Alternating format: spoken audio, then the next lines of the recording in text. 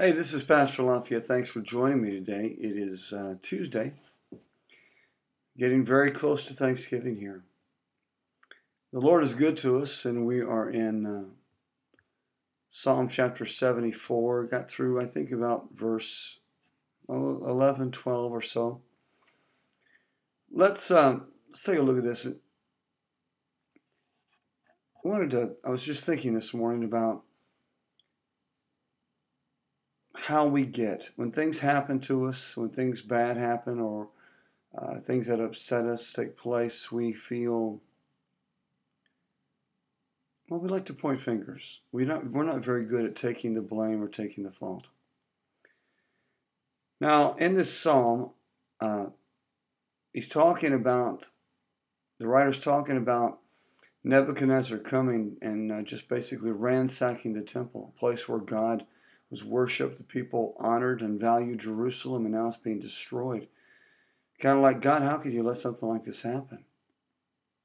The fact is, for you and me, my friend, we do the same thing a lot. We'll say, Lord, what did I do? What happened? We seldom will look at it and say, well, Lord, what didn't I do? Or Lord, what have I done wrong? We typically always ask God, what did you do wrong? What have you done? What? Lord, why do you let this happen? I've been doing everything right. I mean, I'm perfect. What's your problem? Let me continue reading this. He's talking about how powerful God is. I'm going to take it from verse 13. You divided the sea by your strength. You broke the heads of the sea serpents in the waters.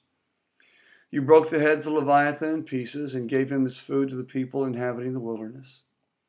You broke open the fountain and the flood. You dried up mighty rivers. The day is yours. The night also is yours. You have prepared the light and the sun. You have set all the borders of the earth. You have made summer and winter. So, God, you've done it all. You're capable of doing everything, anything. Verse 18, remember this, that the enemy has reproached the Lord, and that a foolish people has blasphemed your name. Do not deliver the life of your turtle dove to the wild beast. Do not forget the life of your poor forever. Just let me stop there. Yes, Israel was a chosen people. And yes, they were God's people, and he made covenant with them. But the writer's still treating them like, Lord, we're your turtle dove. We're your precious bride. And the Lord saw them as a harlot, as someone who had been sleeping with other men continually in front of him. You find that out when you read read the prophets. He's not happy. Does he still love? Yes. But is he angry? Yes. Verse 20. Have respect to the covenant, which he does. Who would have not had respect to the covenant? If you find yourself, when they found themselves having trouble, who's always faithful? Who's sometimes faithful? We are. God's always faithful. See verse 20. That should be responded back to us as people. We need to have respect to the covenant. For the dark places, I'm reading, of the earth are full of the haunts of cruelty.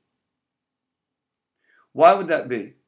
Because the righteous people of God do not understand the covenant and will not rise up and take their place of authority in the earth and rule righteously and be a blessing and judge properly. That's why things like that happen. Verse 21, do not let the oppressed return ashamed. Let the poor and needy praise your name. May I ask you a question, my friend? What's required for us to praise the name of God? Does he have to do a special trick for you today? Is he like a little circus clown that does tricks or a magic act? My friend, if you don't recognize God for who He is, not for what He's doing, but just for who He is, you've failed already. Listen, we need to remember Him and praise Him now, regardless. 22, arise, O God, plead your own cause, which is true, we are His own cause. Remember how the foolish man reproaches you daily. Do not forget the voice of your enemies. The tumult of those who rise up against you increases continually.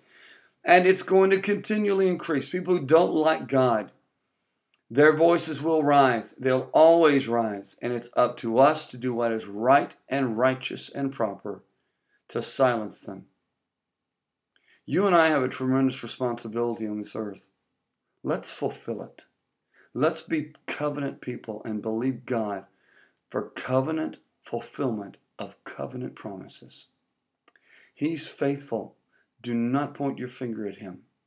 Praise Him instead.